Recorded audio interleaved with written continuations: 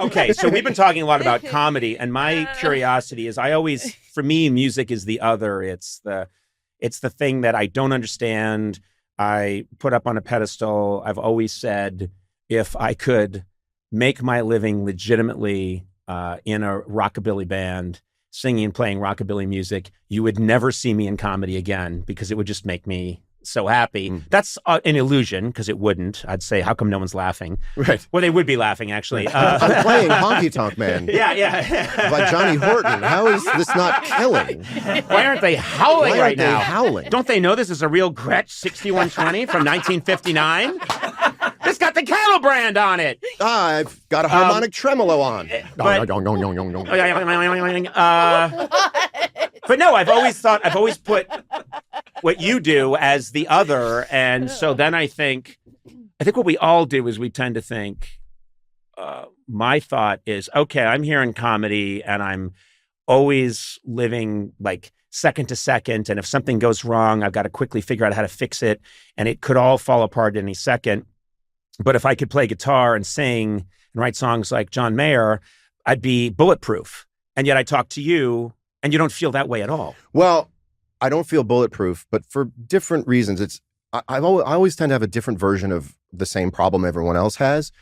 I worry the entire time I'm playing on stage, but I don't worry about whether I'm good enough to make it happen. That's set for me, right? It happens to be set. What I worry about is, am I playing the song anybody wants to hear right now? Is there another song I should be playing other than this one? So I have the fear they're going to walk out and go to the bathroom. Not because they don't like me, but because I'm not playing what they want to hear. Right. And it's the blessing and the curse of having 8-9 albums and so many songs being so different. It's not like I get up there and I know and I also don't love playing the hits. Sometimes what makes a hit lacks a little bit of song fabric that you can work with every single night. Right. And if I don't play something that it goes both ways, right? If I'm playing Daughters, if I'm playing Waiting on the World to Change, I will say to myself, they don't want to hear this. This is all played out. This is just a hit song that used to be on the radio. No one cares anymore. I should be playing something a little deeper, something a little more texture. Then I play that, and in the middle of playing that, I go, they're going to walk out. They came here. They got babysitters. They want to hear the songs that made me famous. So I can't ever, as I'm playing, find that happy place where I'm like, they're fine. Don't you think it comes down to like, they're fine out there. They can handle themselves. Right. They're okay. Don't worry. If the audience could tell you one thing, it would be, we're fine. Also, have fun. It took me a while to learn this, but audiences, there's something about a group think. Audiences as a group are highly intelligent. It's one organism. Like when you get that many people together and they smell things, and if they sense, and one of the things and it may be true in music too, but in comedy, they're just, a lot of times they're looking for confidence. Do you have the confidence are you worthy of our time? Mm-hmm. Do you know what you're doing and can you lead with authority? Music, are you having a good time doing this? Yeah. And in comedy too. Yeah. They would hate to know. If I got on stage and said to the crowd, it's so good to see you because I have a really bad headache. Oof. And then I went and played the show, they would probably develop like, sympathetic pain in there, or they'd go, oh, he has a headache. Well, for years for the whatever 28, 30 years of doing late night television, my heart would sink when a guest would come out and they're doing okay, and then they'd say, these stories suck in front of the audience. Yes. And the audience, I would always say afterwards, I mean, I wouldn't lecture them. They would, right, because that sounds stupid. But I'd be thinking to myself, the audience was okay until you. My job is to let the audience know that this is just exactly the interview I wanted, mm-hmm. whether it is or it isn't. Mm-hmm. But the minute you turn to them and say, "You just bought a lemon of a car," yes, that Datsun I just sold you sucks. Yes. I know there's not. You are the spiritual leader of them. Yeah. That's why if you break a guitar string, most people in the audience don't know how insignificant breaking a guitar string is. They think you might have broken the instrument. Right. And if you go, then they go, yeah. If you play right through it, they don't even notice after that. I never apologize. I've seen artists apologize on stage, and I've told them myself, never apologize from the stage. Right. I'm sorry. I have a cold tonight. You're not getting my best show. Never ever say no. You have to. I mean, this is all very elemental stuff, but it's so fascinating to me that I love that it's true in comedy. It's true in music. It's probably true in business. It's probably, I mean, it's a very, I think cult leaders don't say, I'm sorry, that thing I said last week about, an angel is going to come and he's going to be wearing goggles. It's not goggles. I misheard the angel. The angel will be adept at Google is what I meant, yeah, it's authority. And sadly, I think it works in politics too, where someone who you think is a complete idiot, if they say things with great authority over and over and over again, and I'm not naming names, but I think we know that we're all talking about Gerald Ford. Well, listen, I've said before, if you're not a Ford guy either, good, because we got to take him down. If Donald Trump weren't saying the things he was saying. Okay, so we've been talking a lot about comedy, and my curiosity is, for me, music is the other. It's the thing that I don't understand. I put up on a pedestal. I've always said, if I could make my living legitimately in a rockabilly band, singing and playing rockabilly music, you would never see me in comedy again because it would just make me so happy. That's an illusion because it wouldn't. I'd say, how come no one's laughing? Right. Well, they would be laughing, actually. I'm playing Honky Tonk Man. Yeah. By Johnny Horton. How is this not killing? Why aren't they howling right now? Why aren't they howling? Don't they know this is a real Gretsch 6120 from 1959? It's got the cattle brand on it. I've got a harmonic tremolo on. But no, I've always put what you do as the other. And so then I think what we all do is we tend to think, my thought is, okay, I'm here in comedy and I'm always living like second to second. And if something goes wrong, I've got to quickly figure out how to fix it.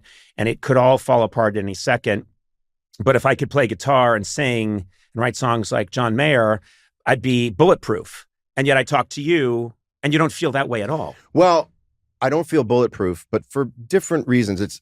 I always tend to have a different version of the same problem everyone else has. I worry the entire time I'm playing on stage, but I don't worry about whether I'm good enough to make it happen. That's set for me, right? It just happens to be set. What I worry about is, am I playing the song anybody wants to hear right now? Is there another song I should be playing other than this one? So I have the fear they're going to walk out and go to the bathroom. Not because they don't like me, but because I'm not playing what they want to hear. Right.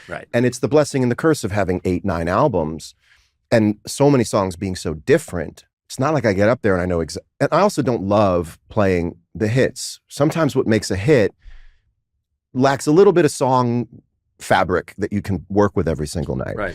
And if I don't play something that it goes both ways, right? If I'm playing Daughters, if I'm playing Waiting on the World to Change, I will say to myself, they don't want to hear this. This is all played out. This is just a hit song that used to be on the radio. No one cares anymore. I should be playing something a little deeper, something a little. Such a big deal when you did Private Benjamin that you were a producer.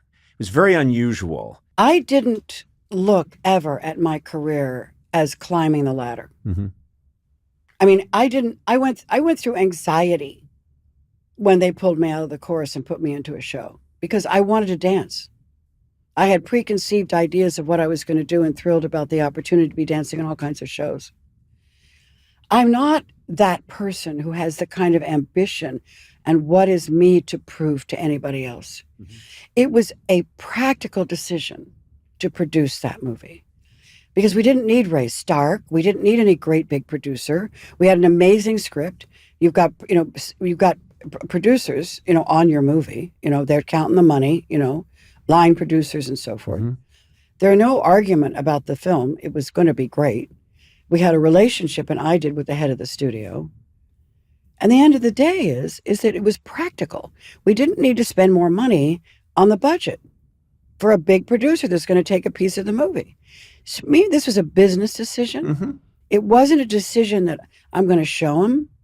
It was really practical. So when this happened and we produced the movie and we had wonderful writers and it was an amazing experience. But on the other side, the next thing I know, my agent or whatever, my PR, got me the cover of Newsweek. And on it said, "Dumb as a fox."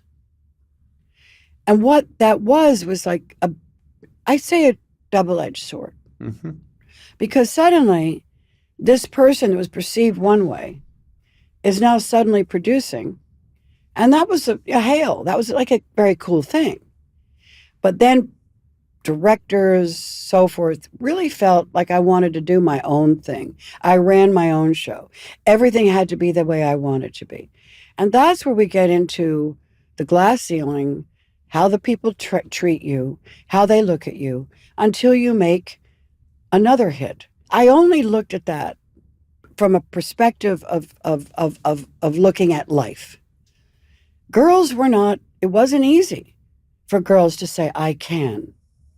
And there's a lot of machinations and adjustments to make when you do have an idea. Because if you do have an idea, it's kind of like this. Instead, listen, I got an idea. Why don't we do this? No, it used to have to be, hey, you know what? I just had an idea. Different reading, different world, not that quite the same anymore. But back then, it was, I mean, even Herb Ross was another story who I knew, my mother knew as a little boy. I asked him to do protocol, to direct it, and he went back to the studio and said, yeah, but does she have to run everything? Hey, check it out. Peak Design makes travel gear that adapts to any trip. You know how I love travel gear. I travel a lot. You do. You travel a lot. And these guys, they make camera gear, bags, phone accessories, designed to help you create, commute, and explore. Oh, it's nice. It's incredible. And their gear is known for being meticulously engineered, ruggedly designed, responsibly made, and guaranteed for life. Guaranteed for life! That's pretty sweet. Yeah, that's like a wedding vow. Yeah. Oh. It's incredible. They sent us this backpack. It looks really nice. And what do you have there, Sona? I have a little, it's like a pack. It's got shaving gel. It's got all these little compartments. They've got packing cubes. Look, they've got packing cubes. It's like having a dresser drawer with you wherever you go. They have a wash pouch. It's nice. This backpack, it sits upright on a counter. It doesn't just flop. I hate a backpack that flops. I do too. That sucks. It's got a wide clamshell opening that gives you access to all your essentials at once. My essentials. I love saying that too. If anyone ever says, what's in your bag, sir? Essentials. And if you want to find out more, visit peakdesign.com/Conan for 20% off your first order. That's massive. That is pretty good. And then you can hit the road knowing you got Peak Design with you. And there's no better traveling companion. I just made up a little catchphrase for them. So there's a perception about aggressive women that do things like this. I had no inclination. I had no focus on future. I never said, oh, good, I'm going to produce. The reason I started producing after that is because I realized that for this girl who landed from Mars was not going to be asked to do everything. Because it was a kind of a niche. It was kind of a specialized thing. I wasn't going to do, Sophie's Choice, okay? I knew that there was specific things that I would probably fit into. But I also had something to say about women, about who we are, about things that are women's stories that actually can teach, that can make people feel elated, that can support that. Whether it's, a football coach or, whatever protocol, showing the lies in Washington, which I wanted to do. And so I was able to create from my heart, not just to feel like I won. And that's who and where I am as a person. You see it in politics all the time. Yeah. Today, it's still going on where if a male is in a certain role and they're doing it, that's one thing. And then if a woman holds this exact same office, people think she's bossy. She just seems like they put a different spin on it. There is still, I don't know if I want to say latent misogyny or maybe it's overt misogyny, but there's a thing where if you say, no, I'd like to actually have some of the decisions, it's, why does Goldie have to run in everything? Exactly. I'm hoping that's changing. I think it does, but there's a definitive shift. But I have a theory. Now, obviously, I'm working with neuroscience and children in the classrooms and things we can talk about later. But I after understanding more about the brain, the male brain and the female brain are so different. Mm-hmm. The female brain can do 8 things at once. They get shit done.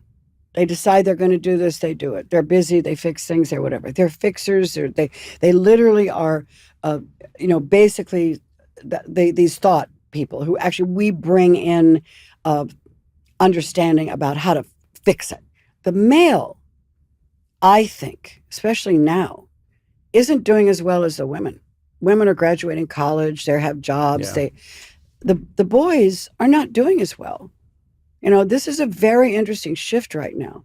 But I think basically there is a bias in terms of women. Because when a woman gets mad, it's scary.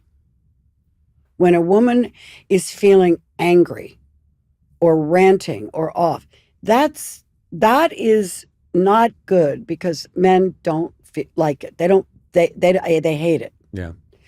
And I don't know whether it's a mother thing because, mother's nurture, she's this, she's that, and the man's the strong guy and he's the one who goes to work. And there's all kinds of images going on.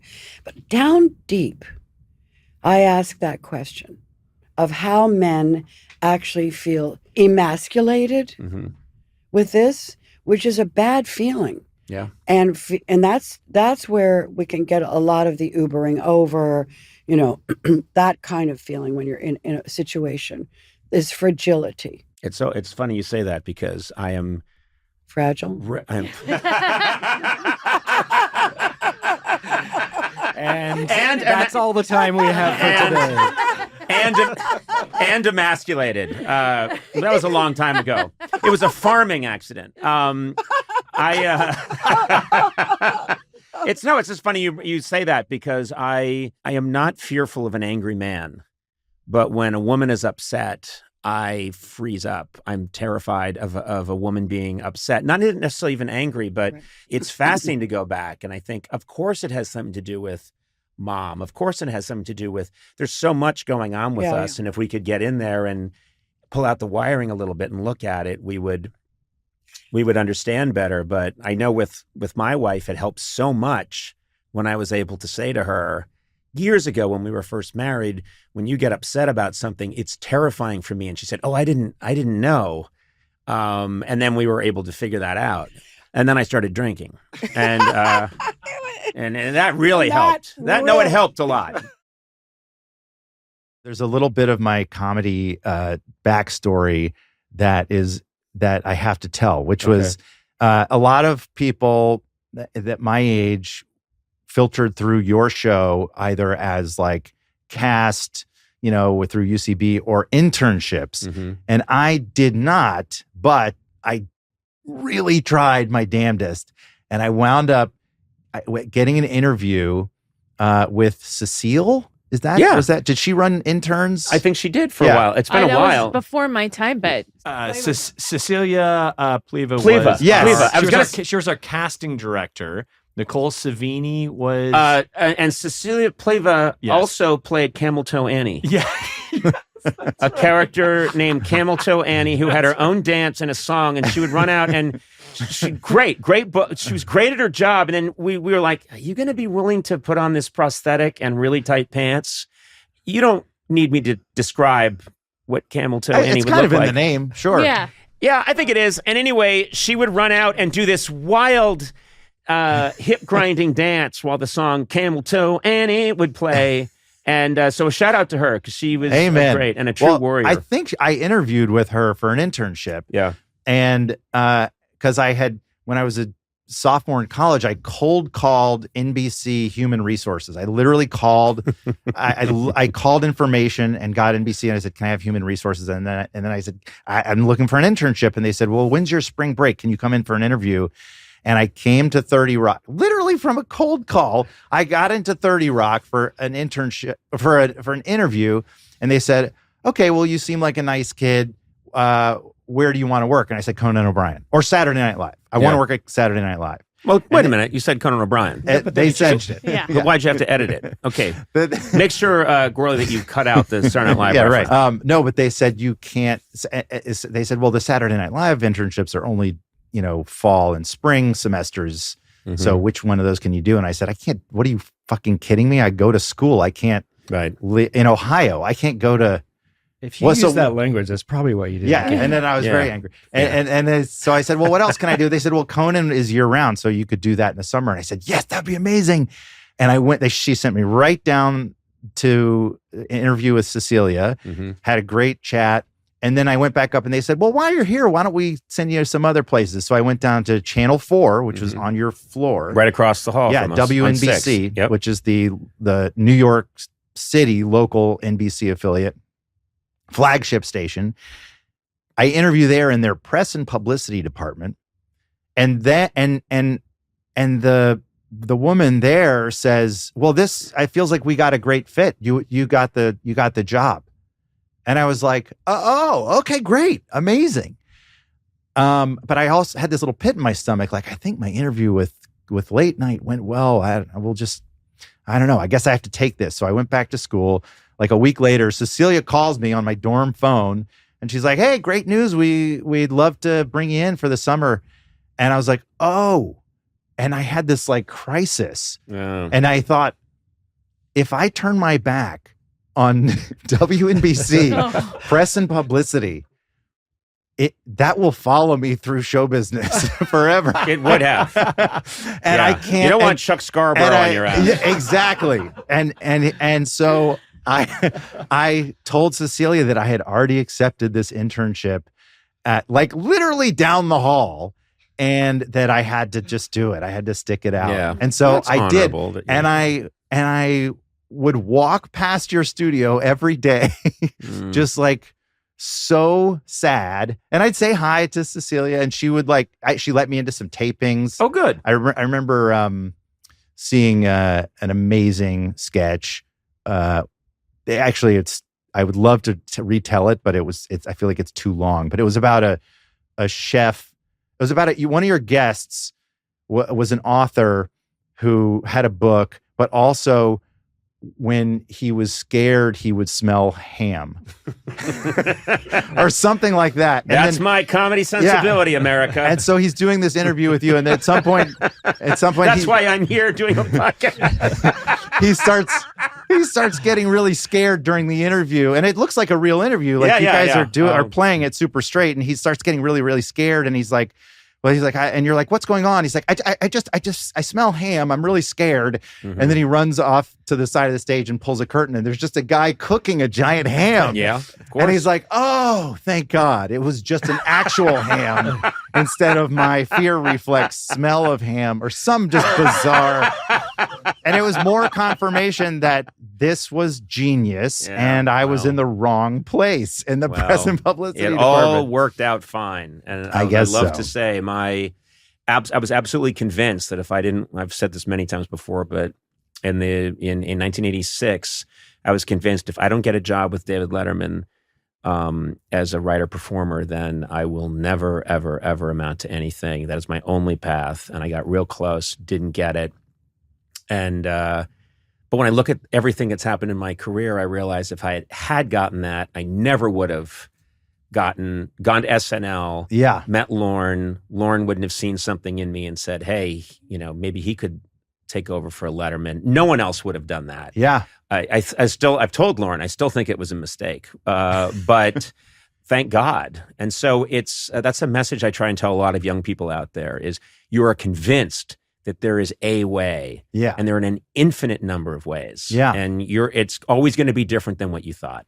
And this was hard for me to understand too, but I feel like you get the jobs you're ready for. Yes, and and when you don't get the job, it's not because you're not capable of it eventually, but for some reason you probably weren't ready for it. You talk about the greats. You have your Chris Martin, Coldplay, massively successful. So you get to have dinner with the people that you grew up listening to. And I'm curious, have you gotten advice from those people, for whether it's a McCartney or a Bono or anyone, a Michael Stipe, any of those people? Funny enough, I don't actually have dinner anymore. I stop eating at 4. And I learned that from having lunch with Bruce Springsteen. Really? That's really true. Yeah. What happened? You were having lunch with him and he said, after this, no more. That's it. What happened? Kind of, yeah.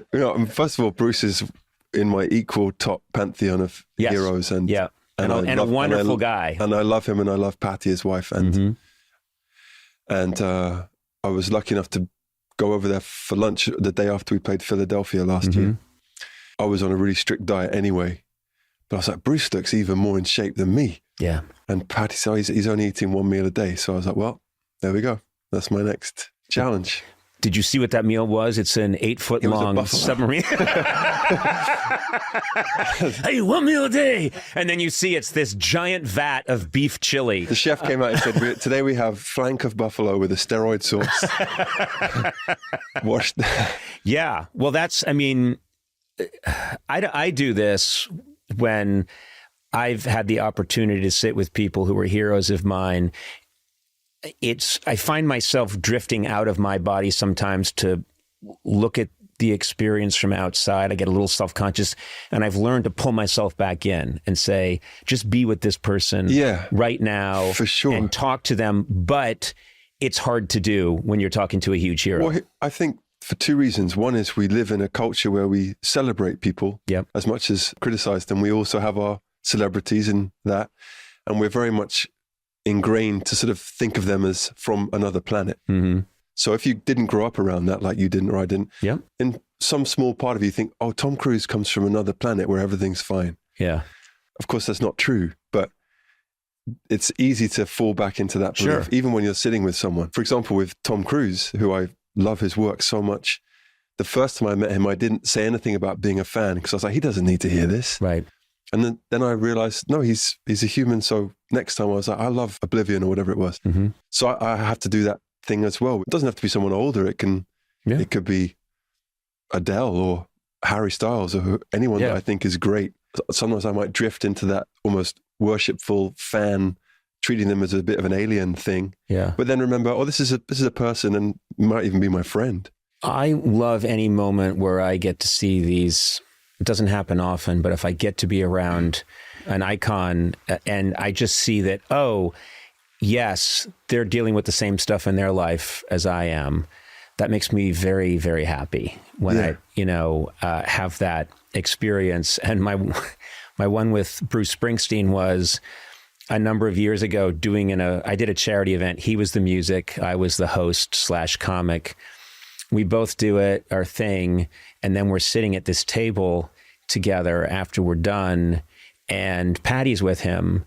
And at one point, we're just talking about music, and this is going to lose me fans, but I inferred that I don't quite love the Grateful Dead as much as other people do. It's not quite my thing. Bruce, I hope this doesn't get him in trouble again, but Bruce was like, no, I kind of know, some of it's great, but then there's some of it where I go quiet. And then Patty said, I love the Grateful Dead. What are you talking about? And then I could just see, like anyone else who's with their partner, Bruce walking it back. And Bruce was going, I did not mean to imply that the Grateful Dead. And she was like, well, I think they did amazing stuff. How could you say? And I was like, again, I would like to state, I did not mean, and I was just so delighted that, oh, right, when I put my foot in it with my wife, this is what we deal with. I saw Beyonce the other day after the Grammys, and, she's Beyonce. She's my hero and sister and everything. But it's funny because I'm like, I have a knee problem from stage, and she'll say, yeah, me too. You have like the same work complaints that no one else can talk about. Like, exactly. I breathe too much of this, and yesterday the strobes didn't go off at the right time. Complaints that anyone else in the world would just say, go fuck yourself. No, but I love that. It is eventually anything that you do day in and day out has elements of it which it becomes a job. And well, it is. It's a responsibility. It's a responsibility. And a job. Yeah. Especially if you're entertaining lots of people. Yeah. You're hosting them. Like you remember on your show, you feel responsibility for, I hope these people have a great time. Yeah. And if something's going wrong and it's compromising that great time, or it's compromising your ability it's really alarming. I can't believe that you never interned for me, because I turned it down a lot. No. I know how bad you guys wanted why me. didn't you want to work for free? We need that intern. No, but They say that he's so good. the at list interning. of people from the office, I know, it's crazy, who are from Massachusetts. I didn't know that was an option. When they were talking about it on set, I felt so left out. I was like, why did my mom never tell me Your about mom this? had to tell I don't know. you. No, but it's like, like Chris- other Chris- kids go to the summer camp and you're like, wait, I didn't know you could do that. But when I was a kid, like kids went to concerts. I'm like, how did you go to a like your mom drove you to the Worcester Centrum and waited in the car? Oh my God, Like, I the didn't Worcester get it. Centrum, Yeah, yes. I didn't get it. Yeah. These kids got to Nirvana when I was like in 8th grade. I was like, you can go? And so, I was like, no one told me you could intern at Conan?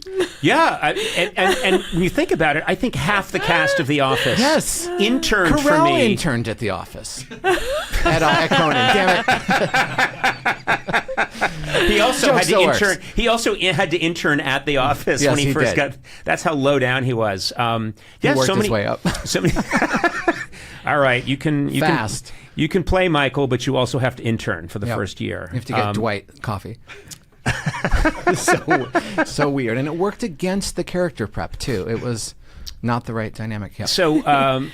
But you must have. I mean, I know you're friends with a lot of the people that interned for us. What's the list of people that interned for us? Angela Kinsey, Mindy Kaling. It's crazy. John Krasinski. Right. Ellie Kemper. Yep. Yeah. Who else? I mean, am I leaving anyone off? I think that's it. Yeah. Yeah, I think some are going to end up interning for us.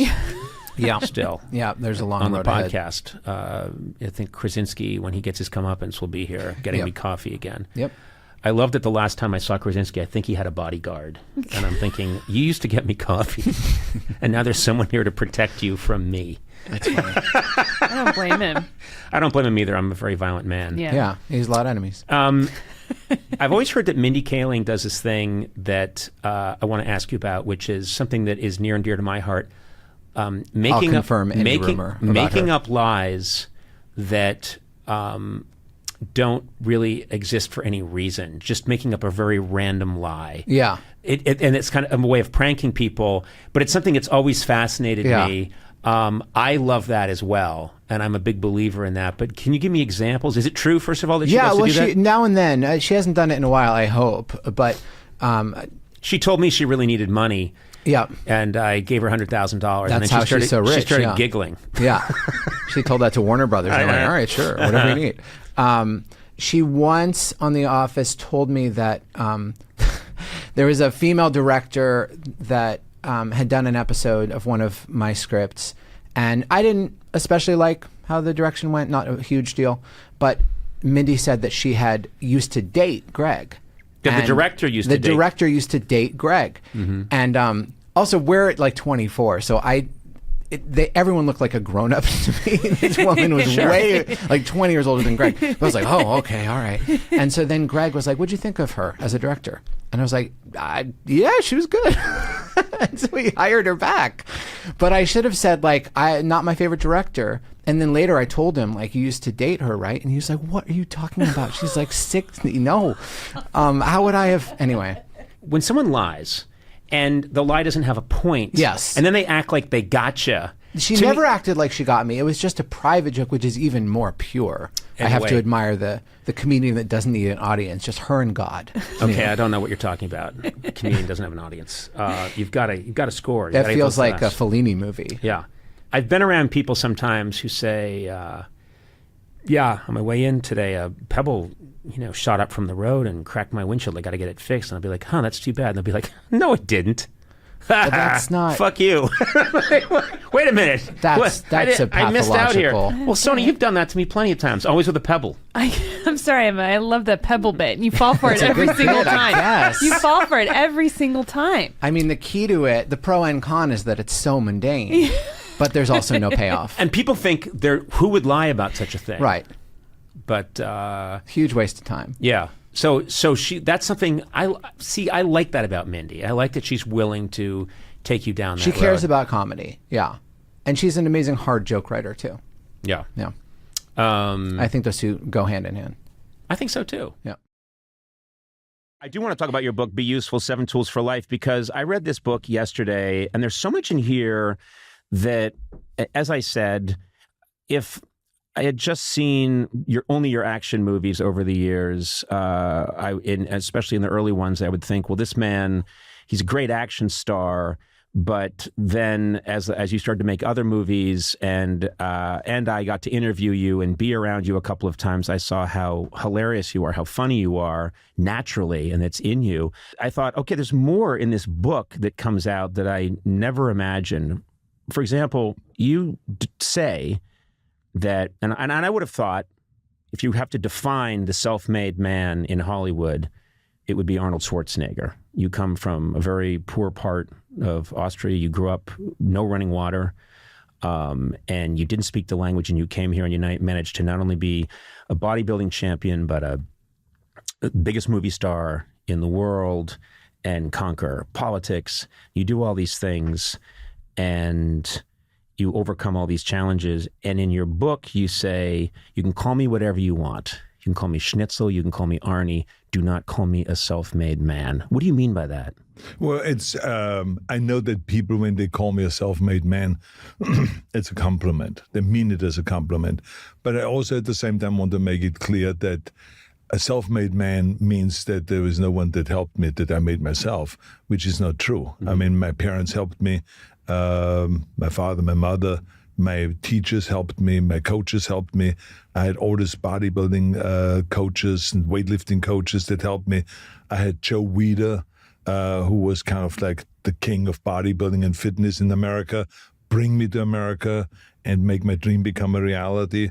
Got me an apartment when I came to America, got me some money so I could get started here and become the greatest bodybuilder of all time. It was, the agents and the producers that helped me to get then into movies. Mm-hmm. And I remember 5.8 million people voted for me to become governor of California. How can I say I made myself governor? Right. And so it's not a dictatorship or anything like that. So I think that I got the help from millions and millions of people.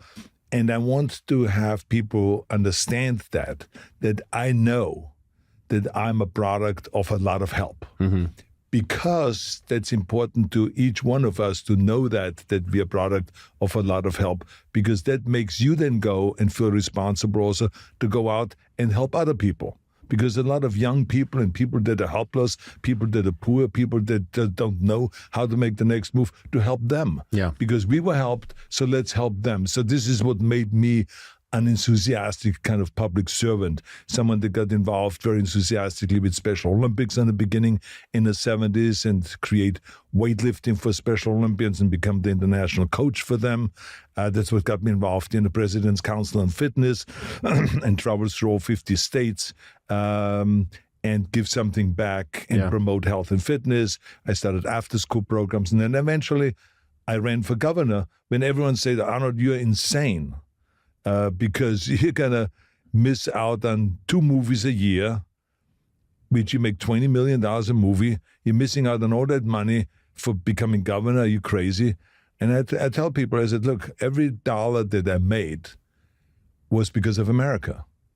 I became rich and famous because of America, not because of Austria, not because of Germany or any other place, America. So it's natural for me to want to give something back. So it doesn't bother me at all not to go and make movies for a few years. The other surprise in this book is you talk a lot about failure, and it really resonated with me because I am very aware of all the things that have gone you could perceive as going wrong in my life at different points. And then I later on look at them as kind of strange gifts, and I realize how much they help me. You make this point about bodybuilding, which is built into the fabric of bodybuilding is failure, because you need to grow the muscle. You need to push it to the point of absolute failure, recover, then add more weights, and you need to push it to failure again. So it's in a weird way, bodybuilding is repetitive failure over and over and over again, which I had never really thought about. Yeah, and that is why I tell people that what makes you sometimes not be successful is your fear of failure. And so as soon as you become kind of friends with failure, and you say to yourself, wait a minute, Michael Jordan talks about he became the greatest basketball player because he missed his 5,000 shots, and he screwed up 280 some games, and all of this, and that's what made him the greatest basketball player. So it's failure where we learn really the most. And in bodybuilding, it's built in that you do the exercise, like you say, until you fail. In weightlifting, you go and lift until you fail, because it's the only way you know how much you can lift is if you go all out and always lift beyond of what you can lift, and then you know exactly what you can do. I missed the 500-pound bench press at least 10 times in different competitions, but the 11th time I did it. So I didn't feel like I was a failure. I just felt like I have to train more. And so I think the key thing is to tell people, don't be afraid of failure, because it makes you kind of like freeze and not make a move forward. Be friends with that and understand that from failure we can learn more. And therefore, let's go all out and just feel free of that and not be worried and afraid all the time. I also didn't realize just how much, there are all these, cliches, no pain, no gain. And you talk about that. You're you say, look, there's a lot of cliches out there, but here's the reality of it. But when you talk about lifting and the pain that's involved, there's real pain involved. That's why I never got into professional bodybuilding. Oh, okay. Excuse me, what do you mean? I'm sorry. No. You're keep going. I have the frame for it. I have the natural genetic disposition for absolutely. it. Yeah. Thank you. Yeah, See, there's someone here who knows, who I think we should respect. Yeah. He seemed very genuine when he said what kind of mirrors do you use? I got them from a circus, Arnold. Why do you ask? They were free, and I love them. I have a massive chest. Whenever I look at, then I see these other mirrors, and I spit on them. But it's that you became comfortable with pain, and you were kind of almost. It almost sounds like you were addicted to, not in a bad way, but so addicted to working out. I love this section of the book. That as a young man, 15, 16 years old, you broke into a gym because it wasn't open on the weekend and you wanted to work out. Now, I've broken out of gyms. I have never broken into a gym. That intensity was always there, wasn't it? Yeah, it was. Well, our weightlifting club was in a stadium. And so on the weekends, there were always games, soccer games, because it was underneath the stadium. And so you were not allowed to go in underneath where the wrestling club was, where the boxing club was, the weightlifting club and all that, because it was for the soccer players.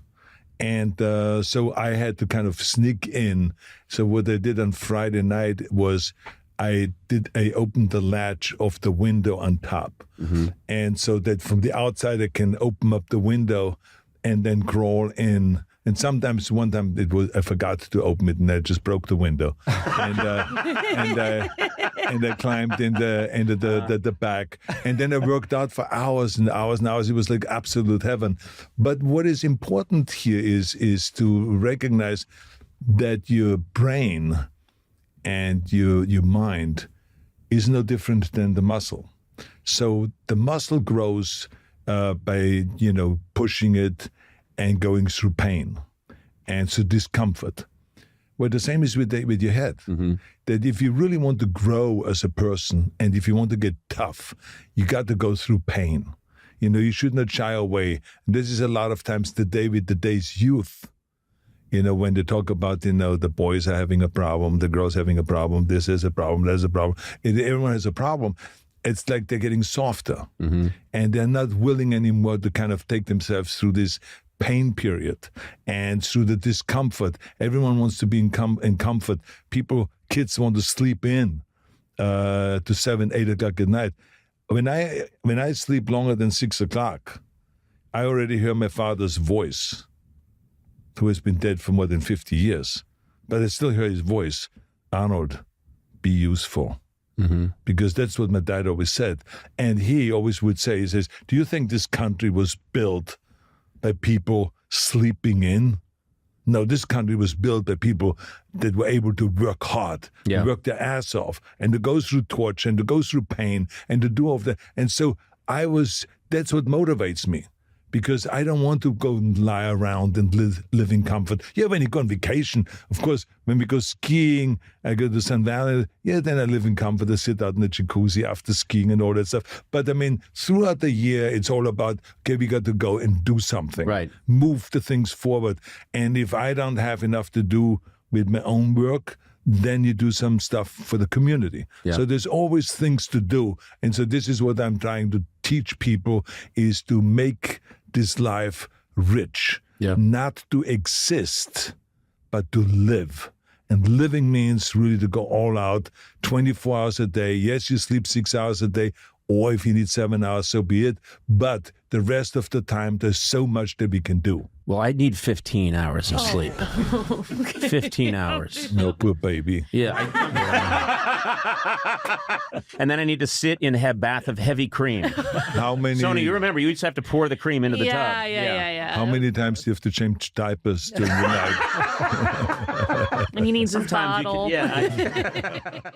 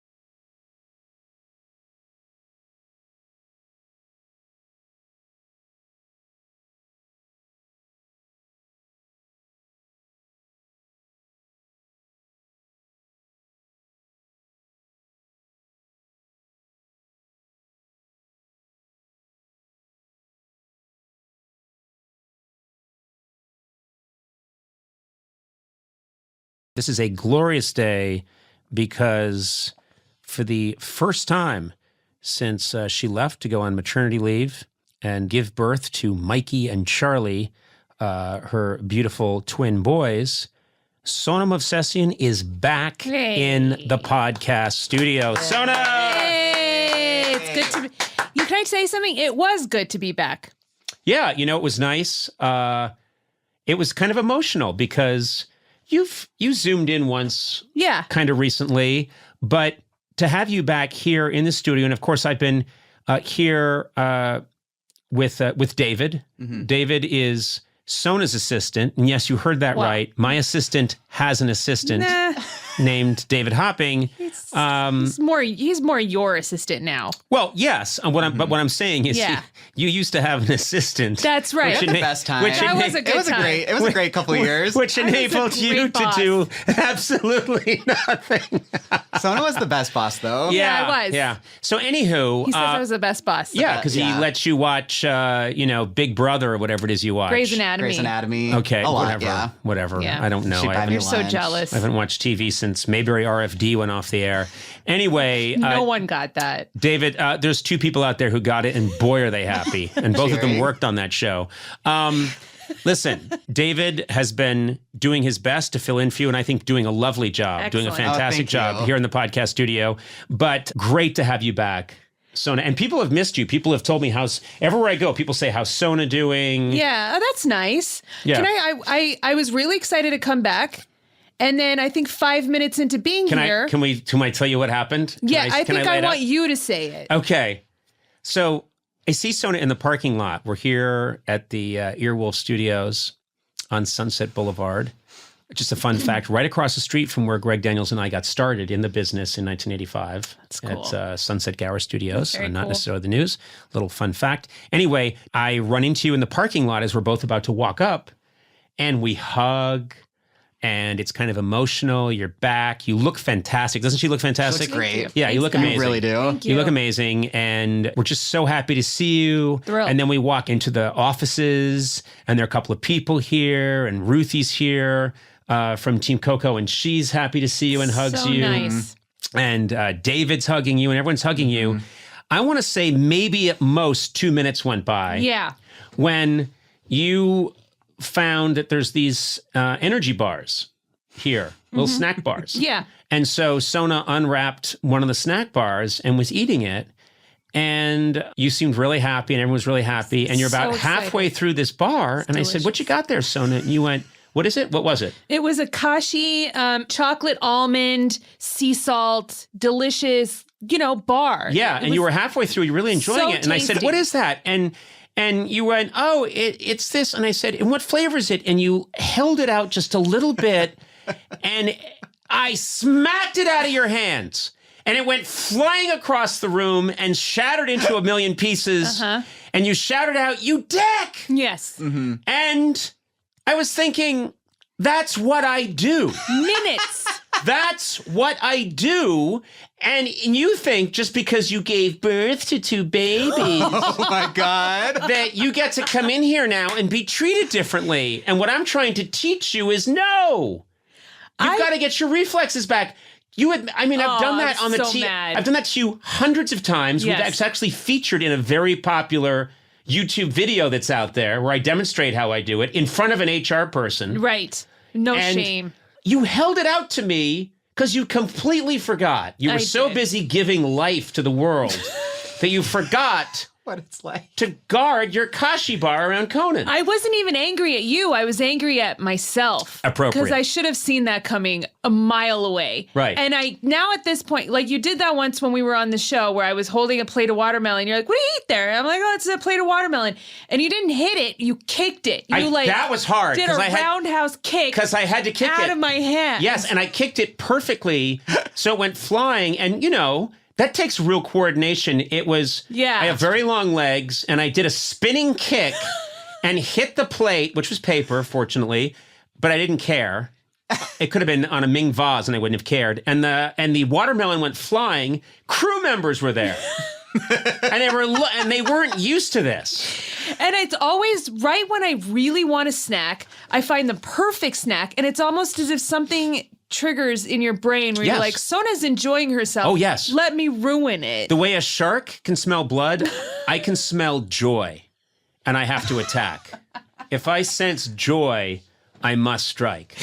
And you get so happy about your snacks. All I need is food, and you take it away from me. Yeah, exactly. Oh, and you love it. You're so happy. Oh my God, it made me so happy. I'm so glad you're back, and I'm so glad you're snacking, and then gullible enough to, when I innocently inquire, so what flavor is it? You hold it out a little closer to me. Oh, God. Well, it's chocolate, but it's got a little fudge swirl, and quatang! Goes flying. Minutes. At least your hair's still up. Yeah. She hasn't done that yet. Oh, yeah. When you just punch I have my hair in a bun, and you just punch the bun for no reason. I punched the bun because I think that doesn't count as actually hitting you because those are dead cells. You hair never cells. get my head. You don't. No, God, no, that would be abuse. No. I wouldn't touch the skull or the head, but I've figured out a way that if I punch quickly, like a little rabbit punch, the bun of your hair, it completely falls apart, and you go, oh, man. So good to be back. Anyway, as you can tell, I've missed you. Oh, I've missed you too. It was seconds. Famously, it's been much discussed, but it's so riveting. You had this work dynamic with the actor Klaus Kinski, and there's something in it that I understand. I understand because I've watched all the films. I've watched the documentaries about the making of the films. Yeah. I've seen him completely lose control. I've seen in real time people who are working on the film plotting to kill Kinski, Kinski plotting to and threatening to kill you plotting to kill Kinski.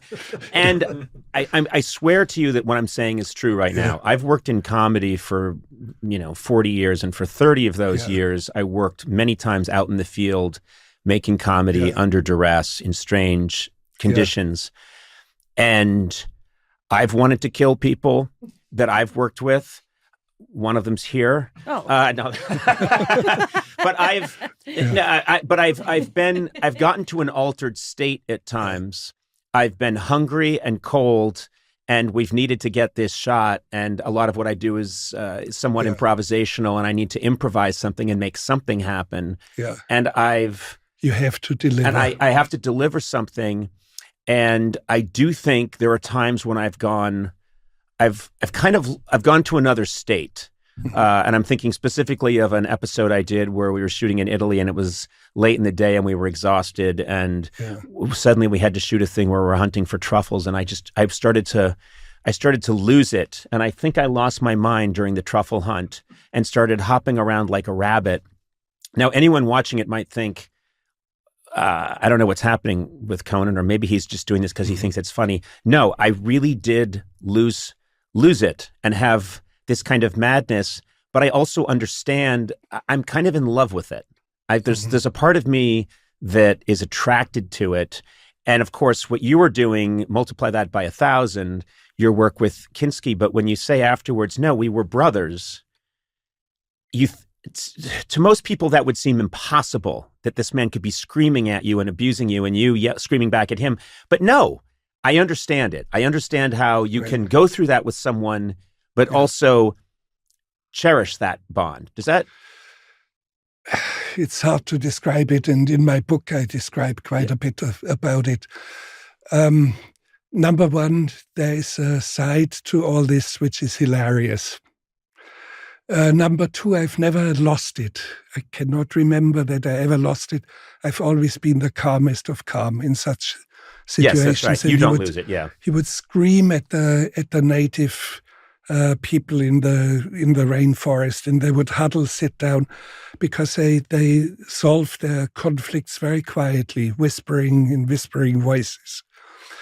And they came afterwards to me, and one of their chiefs said to me, we were afraid, but don't you believe we were afraid of this screaming madman? They were afraid of me because I was so quiet. Ah, okay. And I really meant business. And in moments of real confrontation, Kinski understood when I explained to him things very, very calmly. This is impermissible. This cannot be done.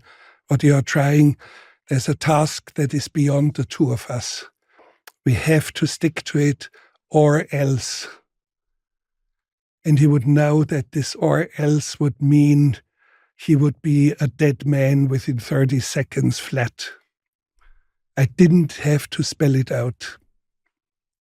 You just did, though. Yeah, that's incredible. No, but that's good that you're doing it now. You're doing it now. let's put it simply. Yeah.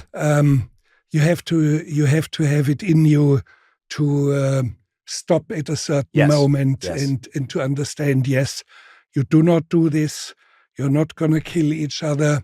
It's a beautiful script, which is outside of the movie, and the script is not going to happen. Otherwise, you end up on death row, and I have made 9 films on death row, and I know that every single one on death row that I met, men and women, were only a step away from what I am or what almost all of us are. Yeah, that's true. Very human beings.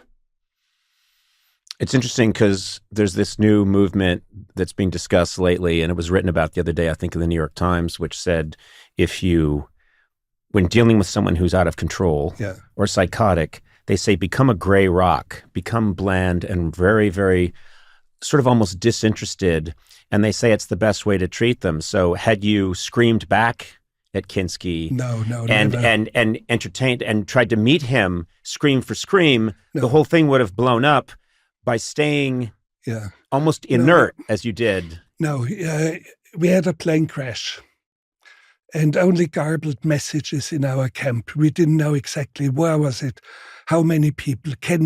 Was this a plane that was coming to this film shoot? To our film, to our set, transporting extras. And I tried to make sense what it was. In Kinski at that morning, we served coffee in all the huts, and he was the last one because we altered the line of who would be first or last.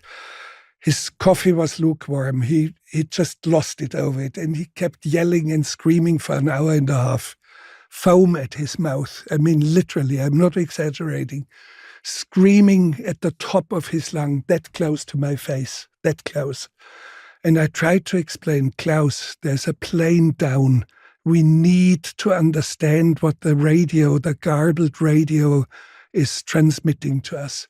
So, and finally, I couldn't get rid of him. I went to my hut. I had one little piece of chocolate, very good chocolate left, and I stood right in his face and ate the chocolate. That was too much for him because chocolate was the most valuable item in the camp. Yes. And I ate my last piece of chocolate, and he just fell silent and withdrew. Yeah. Yes, it's like you shut down the computer. It just went to the Apple. It went to the Apple logo. Yeah, there's nothing he could do at that moment. Yeah. You are very prolific with your film work, your writing. What's the plan now? What's in the next couple of years? Well, I've written yet another book, which is called The Future of Truth.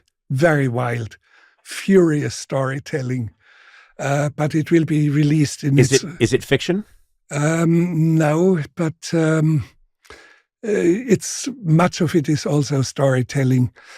I'm also pursuing a documentary, but let's forget about that because it's a little bit unclear what is going to happen next. And I have written a screenplay for a story that's long in me, and I describe it in my memoirs. It's called Bucking Fastard. And it's a great title. A slip of tongue, yeah. And it's about twin sisters, identical twins who spoke in unison. And we have had twins, we know sometimes they develop their own secretive language.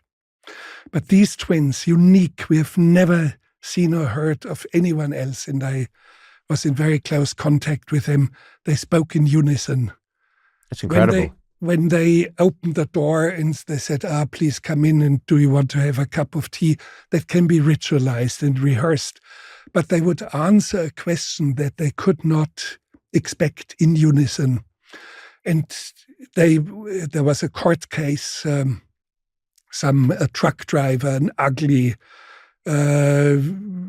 purple-faced truck driver had a restraining order against them. And in court, they were allowed to testify in the witness stand together. Oh, my God. But it's an iron principle. If you are in court, you, Conan, will testify, and then the next your person. sibling will testify, and then the next person. There was an exception. They spoke in unison because they would be terrified and would unravel and start shouting and so. And across the courtroom, they shouted to the truck driver, "He's lying. Every word he's saying is a lie. He's lying under oath." And then simultaneously, the bucking bastard is lying. So they both made the same mistake at the same time. Same slip of tongue in the same moment, even that. I need to reveal that Sona has twins. Yeah. And she's shown us video, the cameras of them communicating with each other before they could really talk. Yes. And they are having full-on, it's nonsense to us, but you understand it is a full-on... They're having a full conversation. I don't understand a word of it. It's fascinating to watch. But it's a separate language. They do not speak in unison. No, and they do not don't. make up. I said, hey, girls. I said girls, even though they were not girls anymore. They were in their early 40s or late 30s. I said to them, let's go out to a restaurant. And they whispered to each other, making up, but they whispered in unison. And they said, now a restaurant, and there are these waiters in tuxedos. And so I said, no, let's go to a fish and chip place around the corner. They speak in unison to each other. And then they said, yeah, let's do it. So when is this coming out? This no, it's there's only a screenplay. It's not financed yet. It's not shot yet. I'll give you the money. But it's that would be nice. But you doubt I have it, do you? Well, I have tens of thousands of dollars. So yeah, one should. Well, I have started my own rogue film school as an antithesis to all the nonsense you learn in film schools. It's okay that you learn technical things in film school, but how to write a screenplay, I mean, it's very antiquated and very uninspired what's going on. And in this rogue film school, I tell young people, aspiring filmmakers, you can today, with the technology you have today, you can make a 1.5 hour documentary for under $10,000, and you can make a feature film that can be shown in big theaters for under 50,000.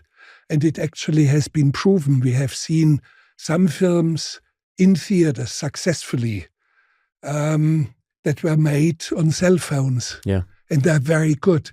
And you can edit on your own laptop.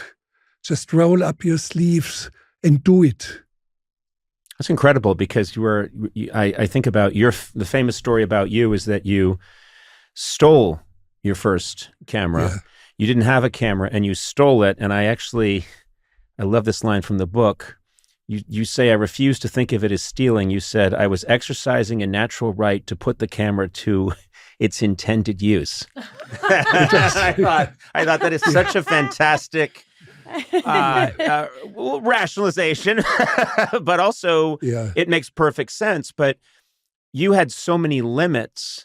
And I wonder, Werner Herzog, if you went into a black hole and you appeared today as a young man, your early 20s, and you have iPhones, and you have computers that can, laptops that can edit, how different are the films? Are they completely different films? Or are you telling me? My films wouldn't be different. Yeah. No, I don't think so. It doesn't matter if I shoot it on celluloid. When I started, it was 35 millimeter celluloid, very clumsy, expensive, took a long time to make a film, much longer than today. And yet, with the clear vision that I had, I've done one film after the other. I've done I don't know, over 70 films by now. Yeah. And I've published at least 10 books. And I have acted in at least 20 films. And I have staged operas. So it wouldn't look different because writing a book, whether you write it on a laptop or in longhand, doesn't make any difference at all. Right. And I would have probably functioned the same way. It's fascinating because you've done this very intense and beloved work, and you explore these intense themes. But because of your fame and notoriety, you're also being asked to do these other side projects, which are very popular in popular culture. You've been a guest on The Simpsons. Yes. More than once. Mandalorian. Yeah, you're in The Mandalorian. Jack Reacher. Yes, Jack Reacher, Parks and Recreation. Yeah. And I'm curious how you reconcile, because it's such a chasm between being in Peru, your life threatened by a madman trying to make this magnum opus, and then you're on the set of The Simpsons, or you're with Baby Yoda on The Mandalorian. Is it? It must be quite fascinating to imagine the trips you've taken in your life. Sure, yes, and I do not want to miss any of that because I found The Simpsons very fascinating, intelligent, and a lot of anarchy in it. And when I was invited to speak a role, I immediately said, do they speak? I cannot believe that. I thought there were only like comic strips printed in newspapers. I had never seen it. And I think Matt Groening, who started it, he said to me, don't you know, since 24 years, we are on TV station. One of the most popular TV shows of all time around the world. I did not know that it existed. So I asked for a DVD to show me a little bit so that I could see or hear how cartoonish the voices would be. Yeah. They actually sent a few of them to me, and they said, you don't need to be cartoonish, just speak with your accent. It's wild enough. Yes. It's wild enough for us. So and I acknowledged, yes. And I really, really enjoyed it. I'm good at that. And in Jack Reacher, there are bad guys. They open fire. They have huge assault rifles. They swear, they shout, they yell at you. They have fist fights. I'm the epicenter of evil. I have very few fingers left. I ate them in a gulag to avoid being sent to a lead mine and lose my life there. And I'm blind I have one blind eye, and I only have my voice to spread terror, and a calm voice. And one of the villains, the sub-villain, who made a mistake, I tell him, you can get away with it. If you're really determined not to do that again, you have to eat your fingers as I did it. Yeah. And he tries, and I very calmly encourage him. I say, that was already good. I know you can do it. Just try harder. And it's so frightening that when the film was out, friends of my wife in Paris, they called her and they said, Lena, are you married to that man? you know, we are only one night flight away from you. We can give you shelter. So I knew I was good, and that's my best reward. Did you the Mandalorian? There's so much secrecy around that shoot. There's so much, no one can know what's going to happen. And how did you? What was that experience like for you? Well, secrecy went so far that I had to sign a contract for a film, Huckleberry Finn, not Mandalorian. They misnamed it, you had your costumes. You couldn't leave the studio unless you put the big tunic all over you, and you were not allowed to speak about what was going on inside. So I understand that because it's such a worldwide phenomenon, and the fans were lurking outside the hedges with their little cameras and trying to snap a few photos. So, but the experience was very very interesting, because Jon Favreau, who is mastermind behind all this, he invited me. I was always invited. I never competed for any part. I never was in any audition. And he apparently loves my films and loves my writings. And he wanted to make me as a person visible for a larger audience in the world. That's a guy who did all these things. And you see, we are speaking about my films and my acting, but equally important, I think, is writing. From the very, very beginning, I've been a writer. And I started out writing when I was 15, 16, and I published my first books decades ago in the early 70s. And they are still constantly being reprinted. And I keep saying, and it's basically to deaf ears, and it will fall on deaf ears here as well, but time is on my side. I keep saying the written things, my books, my prose, my poetry, with all probability will have a longer life than my films. I will be remembered for my writings, not so much for my films. I wouldn't say that would fall on deaf ears here, because I think, yes, the films, I think, and no one can really say, but the medium of film can change so much that things can go in and out of popularity. But you write beautifully. You are a terrific and disciplined writer, and your writing's very lyrical. And I think that can travel through all kinds of changes in how people experience entertainment, probably more safely and durably than maybe film can. So I think that's possible. Books are more durable than movies. That's a strange thing, but it's a fact. You can see it.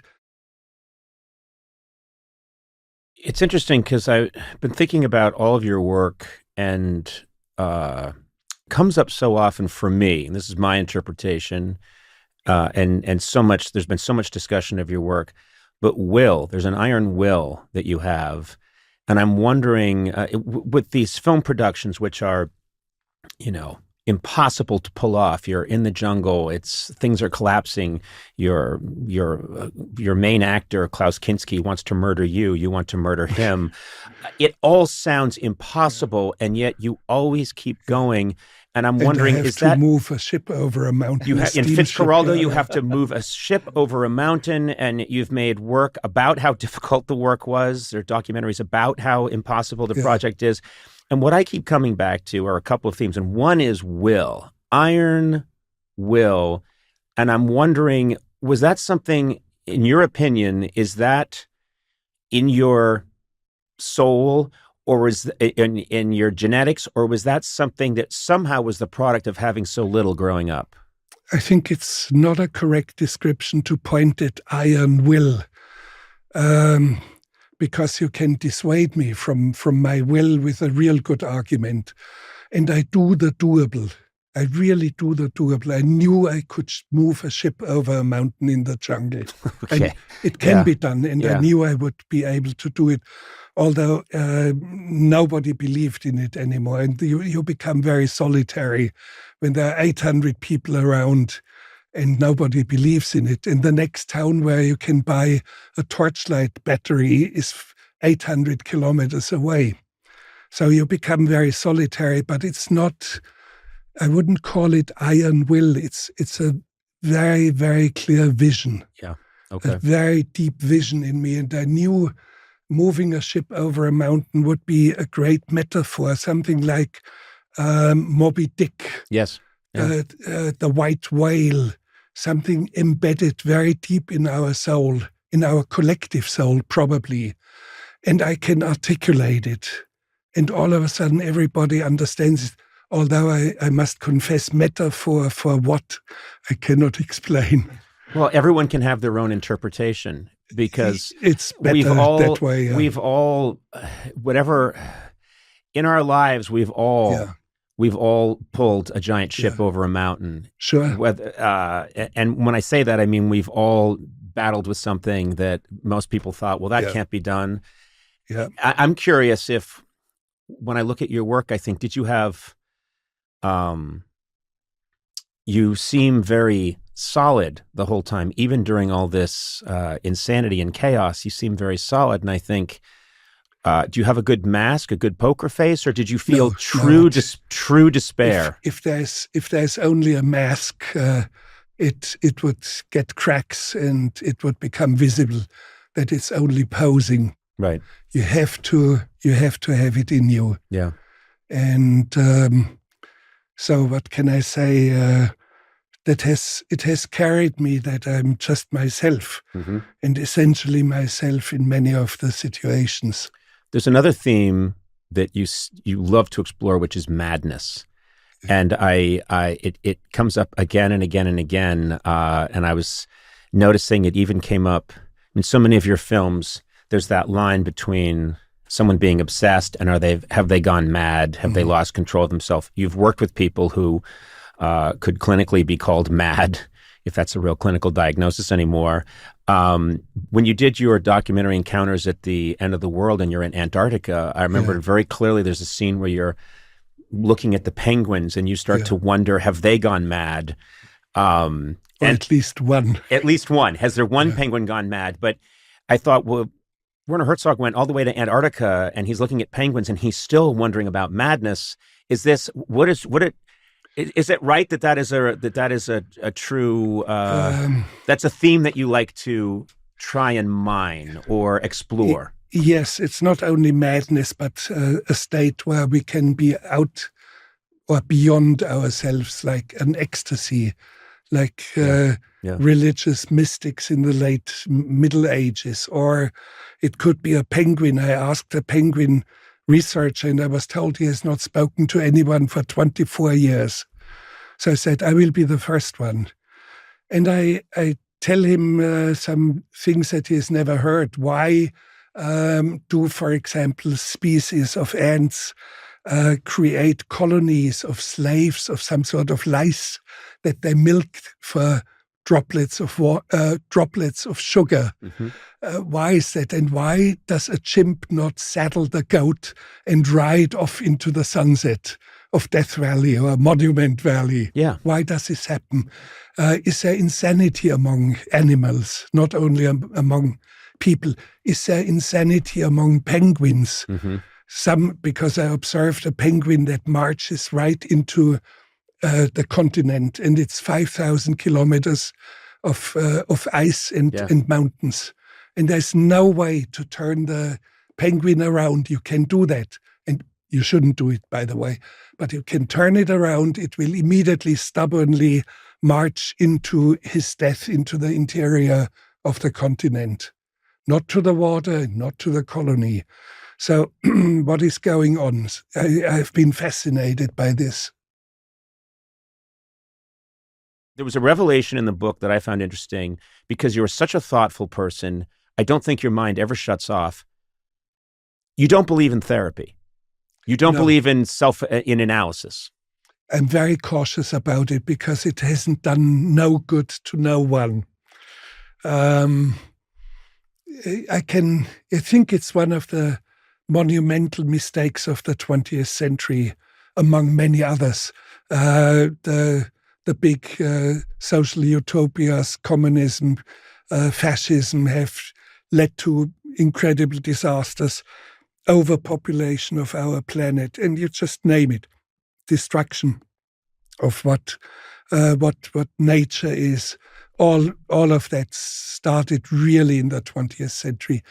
And one of the things that are one of the great mistakes of the 20th century is psychoanalysis. Of course, it started some decades earlier, but it really blossomed in the 20th century. And I do believe that the 20th century in its entirety was a mistake. And going back to psychoanalysis, I can give you a parable. when you move into a new home and you illuminate this home to its very last recesses and corners with neon lights, everything is illuminated, this house becomes uninhabitable. And human beings illuminated to the darkest corners of their soul become uninhabitable. I say it in quotes now. And you should be careful what you do. Of course, there are clinical cases, and you better do it.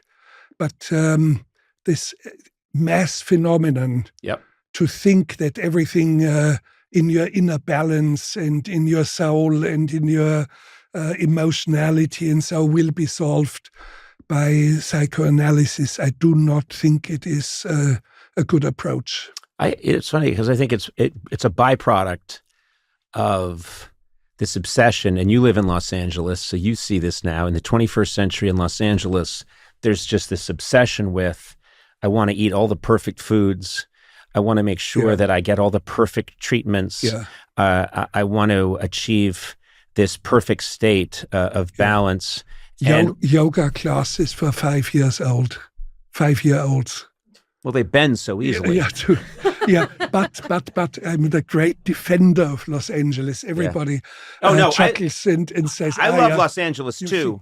You think, the glitz and glamour of Los Angeles, but everything in the last half century somehow set the pace and the thinking and the trends of the world without, being completely trendy, originated here. The internet was born here. The internet, and I've seen the place where the first contact was made with routers and servers. Reusable rockets are being built in the perimeters of the city itself. A southern outskirt, but southern part of it. All the great painters are I think the art scene here is the art scene. Very they are impressive. not in New York anymore. That was early 50s or so. Now they are here. The writers, the mathematicians, also of course, the stupidities, crazy sects. Inline skating is fine, but you're listening to Werner Herzog's list of what's in and what's out, what's hot and what's cold. I'm very much beloved by skateboarders. Oh, good. Yeah, there's a community of skateboarders. It's good to have them on your side. Yeah. Yes, and they're on my side, and I'm on theirs because the futility and the insistence. Try it again. You will do this jump up onto the railing of. No, don't do that. No, I'm too old for that, and I've done ski jumping and ski flying and almost died in doing that. But anyway, you do the wild stuff when you're young, but the crazy things also come from here, originated here, and they have worldwide repercussions. It happens, and there's no other city. Does it happen in Chicago or in London or in Florence or in Mumbai or in Buenos Aires? No, it's Los Angeles. It's wonderful to live in a city where all these things are happening. All these things are happening. It's a very vibrant community. I guess what I was moving towards was that you love to participate. You love to know what's going on. So you do watch some things that maybe your typical person might think Werner Herzog doesn't view. You watch the Kardashians. Very, very few, but I do watch. I do watch some trash TV, like, let's say, WrestleMania. And there was hell yeah. Sona's like perked up. Enough about madness. Yes. Let's talk about wrestling. But it's very interesting because it's a very crude form of drama has emerged, and it's a drama that are not in the fight itself. The fights are interrupted by commercials, meaning they're not that important, but the owner of the franchise shows up in the ring. His wife, alleged wife, in a wheelchair and blind, and he has three three sexy women in his arm and rants against his wife in the wheelchair. And all of a sudden you have a form of drama going on, a new form emerging apparently, probably as crude as ancient Greek drama started out in the 5th century before Christ. So I watch it for, number one, I think the poet must not close his eyes, avert his eyes. You have to know in which world you are living. You See never everything. know, yes. Yeah. And I have nothing against, let's say, once in a while, it isn't on the air anymore. Here Comes Honey Boo Boo, for example. No, but it's, yeah. That's my favorite. The way you said it, is going to be that'll be a meme. Where that's no, but very, very fascinating. Yeah, there's something deep about society in it. Something deep about the American dream that goes awry somehow. And I can see how the American dream is functioning because I've been in the heartland of America. I have worked in Wisconsin. I've worked in Louisiana. I've worked in North Carolina. I've lived in Pittsburgh with a guest family who picked me up from the street when I was homeless. Without hesitation, I was part of the best that America can give you.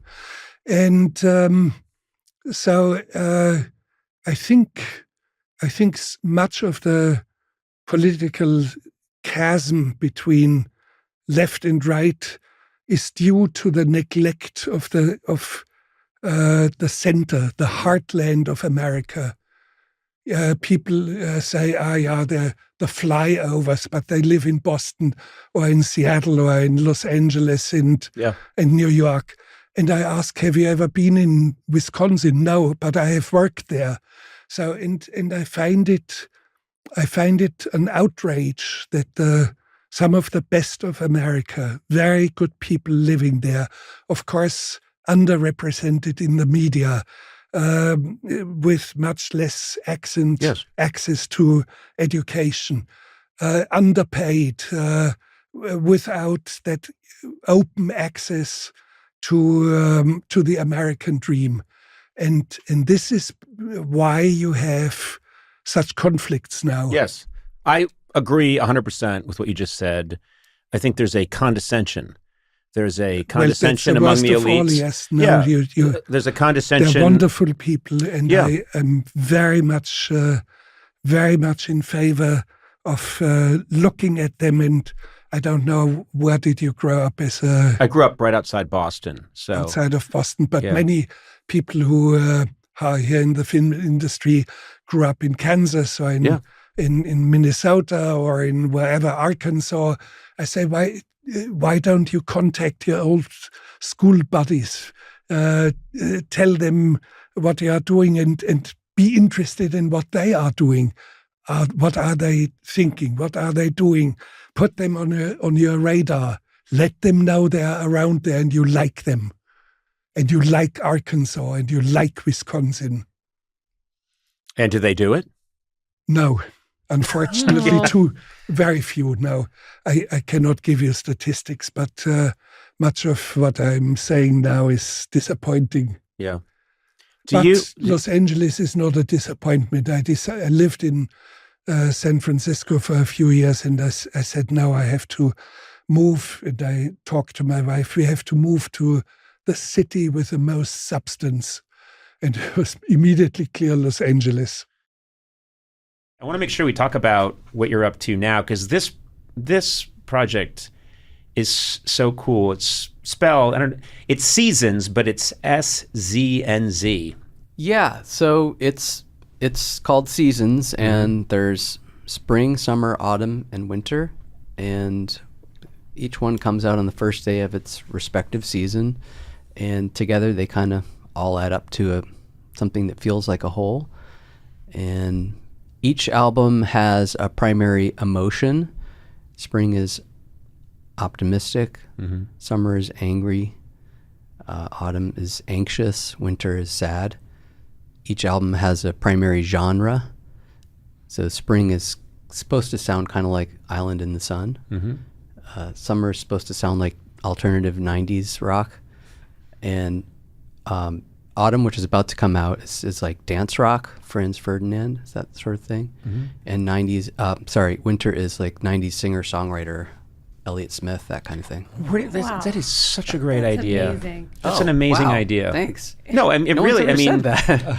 well, No one said the that. three of us just all at the same time, and we don't agree on anything. No. But it's so funny how everyone in the room just now, Matt and Sona and all of us are just like, oh, that's just awesome. What a great idea.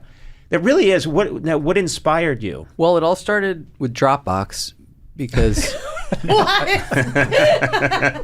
Beethoven said the same thing.